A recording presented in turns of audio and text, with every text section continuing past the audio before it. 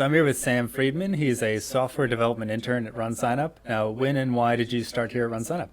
So I started working here at the start of summer. I was looking for end of the year internships and RunSignup popped up. I think it's a really cool team. I kind of do a combination of web development and data analytics. So are you working more on the platform side? Yep, more on the platform side, yes. And how was it coming into RunSignup? Like, did you have experience with working with a team of developers before that, or? I've worked with small teams before. I worked at a company called Collects, which let you scan different sports cards. I was the head of a team for my school's investment fund.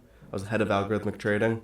But this is definitely a much more, I don't know about strict, but more like official work environment where everything has to go through like the right changes and people look at my code.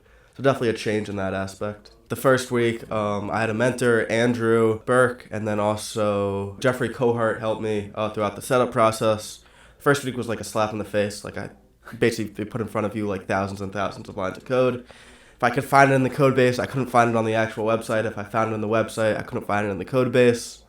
But over time, you kind of get used to it. And you have a lot of help. Just ask away and people are there to help you out. So what kind of projects have you been working on so far? Yeah, so my main project here is the Find Erase page. So when you hit that big Find Erase button on RunSignup, I've done a couple things. I've updated just the physical UX of it, the design, made it look a lot more clean. In addition, I've also done stuff for the actual events it shows you. Before, when you hit the Find Erase button and didn't put in any searches, it'll kind of just give you like a blank slate of events that you probably don't care about.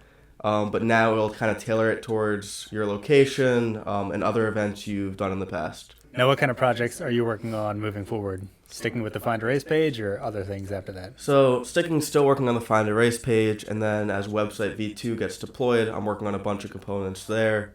Recently, I've worked on a top charity leaderboard component, and that's in code review right now. And then whatever other components I have to work on in the future, I think I'll be working on event lists with Matmo. So a lot more stuff for that in the future. So you mentioned code reviews. How are code reviews? Annoying, but good. I was talking to a friend, and I was like, oh yeah, all my stuff goes through code reviews, and it's probably like I push the code, and then like it takes like another like couple days of code review, and he was like, oh, but like most times like your code just goes through, and I'm like no. Sometimes there's like minor edits, like even if your spacing's wrong or things like that. But other than that, it's always good to see other people's input, and it makes the code base much more usable in the future. So when other people come on, everything's like organized. And as an intern, are you doing Monday tasks as well? Yeah, I am. Those were a really great way to start and just get used to the code base. It kind of just like puts you on a bunch of like random tasks all around the website. Most recently, I've been updating a component from like the old way of doing it to like the newer way you want to do it, which is a little bit better formatted. And that's brought me like all around the website. It's just like the arrow drop down buttons, which I'm sure if you just go throughout the website, you'll find a million of them. So it kind of just like brought me to different aspects and different parts that I've just never seen before. And as a person not actually creating races and haven't worked on like a million projects yet, I've definitely seen a lot of the website that I haven't like done a lot of work on. So what is a Monday task for people who don't know? A Monday task is just like a small piece of code that you have to change. It's meant to be kind of on the simpler end compared to like your main goal. Just quick little tasks if you have a little bit of spare time, if you're waiting on a PR change that you can do. Now, what do you find the greatest strength is of the development team here? Probably the code reviews, honestly. I was talking to my mentor at the time, Andrew, and he said compared to other companies, we have like a very high standard for code, which I think is great. I mean, it can be a little bit annoying sometimes when you get some spacings wrong and everything has to switch. But as a newcomer, especially when I just started, I really appreciated it. Everything was nice and organized, pretty easy to read. There were comments everywhere. So I think that definitely helps new coders. And when I approach a new project, all the code's organized and neat, and it's easy to run through.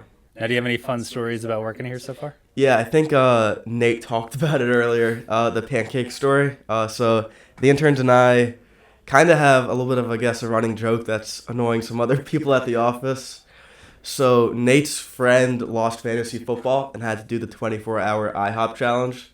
So if you don't know what that is, it's you go to IHOP, you have to be there for 24 hours, and for each pancake you eat, an hour gets knocked off.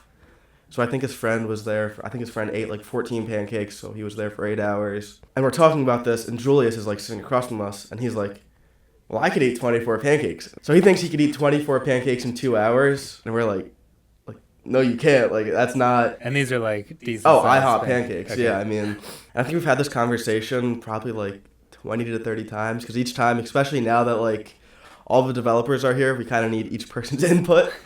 So we've talked about it probably a little bit too much. You gave more details because I didn't understand, like, how did he arrive at the number 24? So he's just trying to knock off the whole day. The whole day, yeah. Well, like he he really wouldn't puts- have to do the challenge, but it was like comparing it to Nate's Yeah. friend who, It's like, how did he lost land on that fantasy number? football. Like, I could do 24. Yeah, and then he's like, well, a professional did 130 in an hour.